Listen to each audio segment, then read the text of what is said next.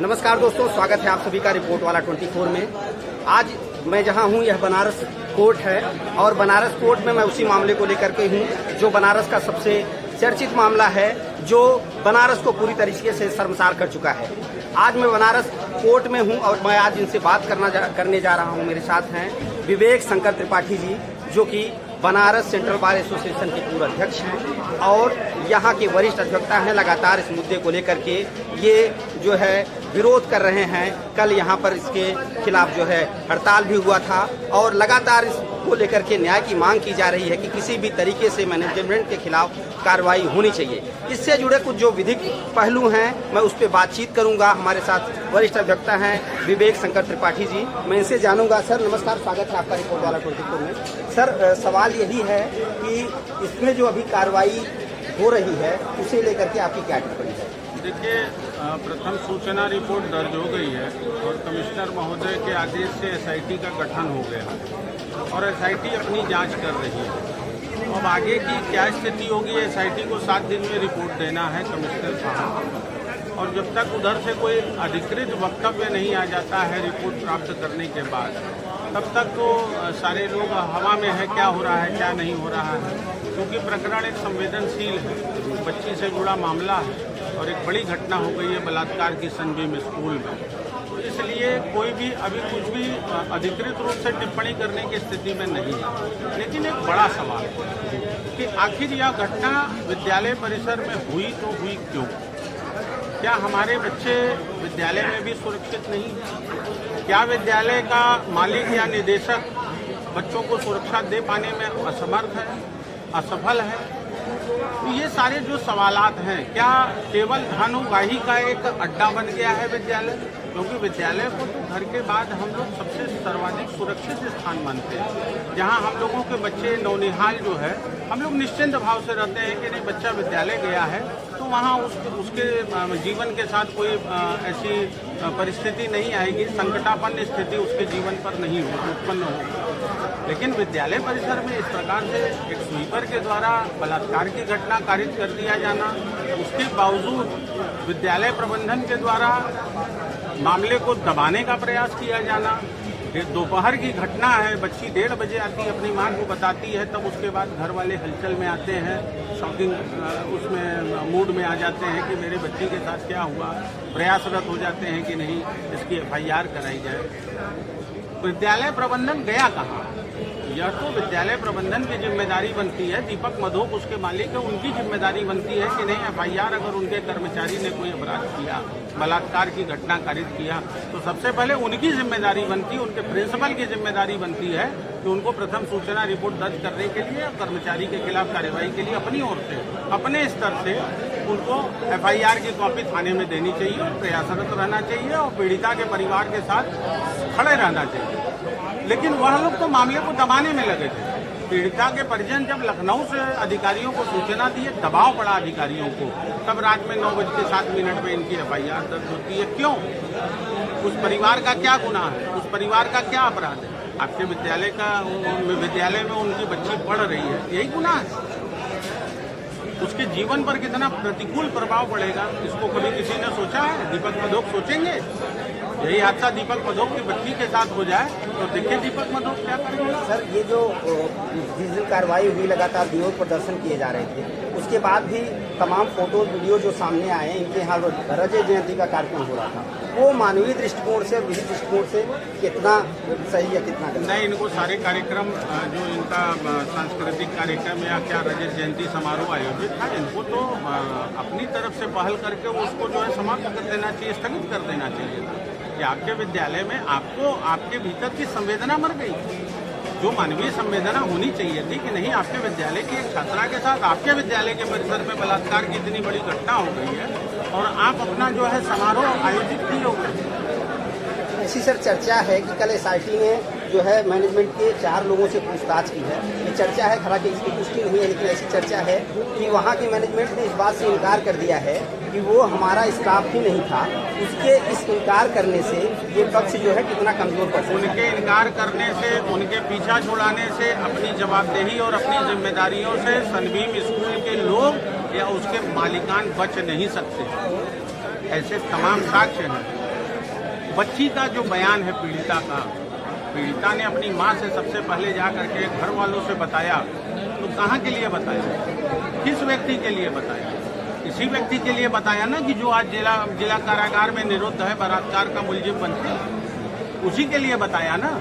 तो परिस्थितियां क्या कह रही हैं? और पहले दिन क्यों नहीं कहा गया? ये तो उसी समय कह देते जिस समय हो हल्ला बचा, सारे लोग काशी के सड़क पर आ गए थे, सोशल मीडिया पे बातें चल रही थी, उसी समय इनको कहना चाहिए था मेरा स्टाफ नहीं है। तो पीड़िता कह रही है, उसके परिजन कह रहे हैं, घटना भी उसी समय की है जब पीड़िता क्लास में है, इस विद्यालय परिसर में आपके हैं। तो आप अपनी जिम्मेदारी से भाग नहीं सकते। कायदे से तो इसमें स्कूल प्रशासन को अबेटमेंट का मुलजिम बनाना चाहिए। दुष्प्रेरण का, इस अपराध को कारित करने का जो दुष्प्रेरण आपने किया, आपने उसके लिए एक समुचित स्थान मुहैया कराया उस स्वीपर के लिए कि ताकि वहां बलात्कार कर सके। आपने उस स्टाफ का पुलिस वेरिफिकेशन कराया, उसकी सामाजिक स्थिति क्या है, उसकी पारिवारिक स्थिति क्या है, वो आपराधिक चरित्र का है कि नहीं है, पुलिस वेरिफिकेशन आपने कराया। छोटे बच्चों के लिए दाइयों की व्यवस्था होती है, महिलाओं की व्यवस्था होती है। हम लोग भी बचपन में पढ़े हैं प्राइमरी स्कूल में, दाइयां होती थी। आप सीबीएसई की जो गाइडलाइन है, ऑनरेबल सुप्रीम कोर्ट का जो डायरेक्शन है, सेंट्रल गवर्नमेंट ने जो रूल मेड आउट किया है, उसके अकॉर्डिंगली आप क्या विद्यालय का आपका भवन है, 40 बच्चों पर 1 यूनिट लैट्रिन बाथरूम होना चाहिए, हर फ्लोर पे होना चाहिए। इनका शौचालय कहाँ है? बच्ची को ऊपर के तल पे जाना पड़ता है। क्यों? तो परिस्थितियां तो बलात्कार की आपने पैदा किया। उससे पहले कि हम उस व्यक्ति को आरोपित करें जिसने बलात्कार किया, पहले अपराधी तो आप हैं। उंगलियां तो आप पर उठेंगी कि आपने उसको ऐसी पृष्ठभूमि तैयार करके दी कि अवसर मिला, अवसर का लाभ उठाया। अवसर का लाभ उठाया। अगर समुचित व्यवस्था और तरीके से आपके यहाँ शौचालय की व्यवस्था होती, दाई लेडीज होती, तो बलात्कार न होती। तो परिस्थिति तो आपने पैदा किया कि उस बच्ची के साथ बलात्कार की इतनी बड़ी घटना हो गई। सवाल सर से मिलेंगे, वरिष्ठ अधिवक्ता हैं यहाँ के। सर, इस पर क्या टिप्पणी है आपकी? और कुछ आप सीबीएसई के मानकों को लेकर भी कुछ बातचीत कर रहे थे जी, क्या कहना है? सीबीएसई की वेबसाइट पे स्पष्ट है कि एक नेशनल बिल्डिंग कोड है जिसके तहत विद्यालयों का निर्माण होना चाहिए, क्योंकि वो एक पब्लिक भवन है, उसमें सबके बच्चे जाते हैं, तो कोई हमारा अपना घर नहीं। उस मानक में स्पष्ट है कि रेलवे लाइन, रिवर, पॉन्ड की जगह पर ये विद्यालय का भवन का निर्माण नहीं हो सकता। फैक्ट्री, अब आप देख लें कि वो जो लहरटारा की ब्रांच है वो रेलवे लाइन से कितनी दूर है, उसके ठीक पीछे पोखरी है, तो उसका निर्माण कैसे हुआ वहाँ और कैसे उसको मान्यता मिली? क्या वो गाइडलाइन का वायलेशन है या नहीं है? दूसरी बात कि टॉयलेट ब्लॉक के संबंध में भी बड़ी क्लियर गाइडलाइन कि 40 बच्चों के ऊपर एक टॉयलेट ब्लॉक होना चाहिए। टॉयलेट ब्लॉक के अंदर 1 WC और 3 यूरिनल होने चाहिए, और बॉयज के लिए अलग और गर्ल्स के लिए अलग होना चाहिए। जब FIR में लिखा है कि मैं दूसरी मंजिल पर टॉयलेट के लिए गई थी क्योंकि मेरे मंजिल पर बाथरूम नहीं, तो ये जिम्मेदारी किसकी है? तीसरी बात कि अगर वो कह रहे हैं कि मैं ये हमारा स्टाफ नहीं था, तो स्कूल वर्किंग आवर्स में एक बाहर का आदमी आपकी किसी तीसरी दूसरी मंजिल के टॉयलेट के अंदर घुसा कैसे? क्या ये संलिप्तता नहीं है आपकी? अगर वो कहते हैं कि ये स्टाफ नहीं है, तो विद्यालय का और बड़ा दोष है कि बाहर का आदमी कैसे घुस गया और इतनी बड़ी घटना को अंजाम दे दिया आपके विद्यालय में, आपको पता ही नहीं है। तीसरी बात कि विद्यालय के जितने भी एम्प्लॉई हैं, चाहे वो आपके डायरेक्ट पेरोल पे हो, चाहे कॉन्ट्रैक्चुअल हो या इवन डेली वेजर हो, उनको एक डिक्लेरेशन फॉर्मेट मैंडेटरी है हर एम्प्लॉय के लिए, हर व्यक्ति जो विद्यालय में आता है उसके लिए, कि वो एक डिक्लेरेशन दे जिसमें लिखा है कि मैं विद्यार्थियों की सुरक्षा, विद्यार्थियों का वो सुनिश्चित करूंगा, तो सेक्सुअल अब्यूज को कारित ही नहीं होने दूंगा। अगर देखता हूं तो उसका विरोध करूंगा। तो क्या वो डिक्लेरेशन फॉर्मेट स्कूल मैनेजमेंट उस व्यक्ति के लिए दे सकता है? क्या उसने भरवाया? तो ये सब प्रश्न है कि गाइडलाइंस का खुला वायलेशन हुआ है। अब ये प्रशासन को देखना है, SIT को देखना है कि इन वायलेशंस को वो इस केस में रिकॉर्ड कर पाती है या नहीं। और यही अपेक्षा बनारस की जनता भी कर रही है कि जो होना चाहिए और जो है उसका जो अंतर है उसके लिए क्या ये एसआईटी विद्यालय को दोषी पार्टी है या नहीं? क्योंकि प्रथम दृष्टया हम लोग जो कानून देख रहे हैं, जो गाइडलाइन देख रहे हैं, जो पब्लिक डोमेन में है, उसके हिसाब से प्रथम दृष्टया विद्यालय घोर अपराध का दोषी है और इस अपराध में उसकी संलिप्तता भी उतनी ही है जितनी उस मुलजिम की है। मैं विवेक सर से एक सवाल और पूछना चाहूँगा। अभी सर का ये कहना था कि 7 दिन में जब एसआईटी की रिपोर्ट आ जाएगी उसके खिलाफ कुछ कहना या टिप्पणी करना उचित होगा। तो सर मैं आपसे ये जानना चाहूँगा कि अगर आपको ऐसा लगता है या डॉक्यूमेंट में ऐसे कोई कमी नज़र आती है जो होना चाहिए वो नहीं हो रहा है, एक वरिष्ठ अधिवक्ता होने के नाते कि आप लगातार बड़े मुद्दों को उठाते रहते हैं, उसमें आपका क्या कदम होगा? देखिए, सबसे पहली चीज़ है कि एफआईआर में प्रथम सूचना रिपोर्ट मेरे पास है उपलब्ध। चूँकि संवेदनशील प्रकरण है, परिवार का मान सम्मान की बात है, इसलिए उस बातों को मैं प्रथम सूचना रिपोर्ट में कही गई बातों का उल्लेख नहीं करूँगा। लेकिन जिस प्रकार से बच्ची ने अपने माता पिता से बातों को बताया है और जो हवाला दिया गया है प्रथम सूचना, किस प्रकार घटना हुई, मैंने बड़े विभत्स रूप में बच्ची के साथ वो पेश आया। सिर्फ बात बलात्कार तक ही नहीं है, बहुत कुछ उसने किया, दरिंदगी की सारी हदें पार कर दी। प्रथम सूचना जो भी रिपोर्ट पढ़ेगा वो द्रवित हो जाएगा कि मैंने बड़ा गंदा काम किया।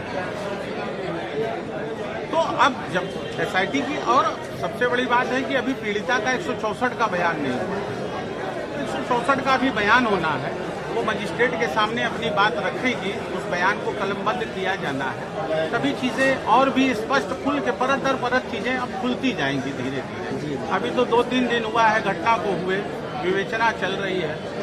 पूरे काशी में नहीं, पूरे देश में इस प्रकरण को लेकर के आक्रोश का वातावरण बना हुआ है। कल अभिभावक लोग भी जाकर के वहाँ मैनेजमेंट से बात किए थे, अपना आक्रोश व्यक्त किए थे। तो हर व्यक्ति, आवश्यक नहीं है कि हर व्यक्ति सड़क पर आ जाए या महिलाएं सड़क पर आ जाएं, आंदोलन करने लगे। घर में भी अगर महिला है, हम तमाम लोग हमें फ़ोन कॉल कर रहे हैं, बता रहे हैं कैसे क्या है, तो हर व्यक्ति जो भी संवेदनशील है वो इसमें रुचि ले रहा है। उसका इस परिवार के प्रति पीड़िता के पूरी सहानुभूति है। यहाँ तक है कि हम लोगों ने ये भी कहा है कि आर्थिक सहयोग भी चाहिए तो हम करने को तैयार हैं। और हम लोगों ने, मैंने तो ये घोषणा कर दिया है कि अगर पीड़िता का परिवार मेरे पास आता है तो मैं उनका केस निःशुल्क लड़ूंगा और इनको सजा दिला के रहूँगा। तो ये हमारे साथ थे विवेक शंकर त्रिपाठी सर, जो कि सेंट्रल बार एसोसिएशन के पूर्व अध्यक्ष हैं। साथ में उनके सहयोगी और एक वरिष्ठ अधिवक्ता सर थे, जिनका कहना है कि वो पीड़िता का केस निःशुल्क लड़ने के लिए तैयार हैं और हर हाल में इसमें न्याय दिलाकर ही रहेंगे और किसी भी दोषी को इसमें किसी भी तरह से बख्शने का कोई खेल नहीं खेला जाएगा। धन्यवाद।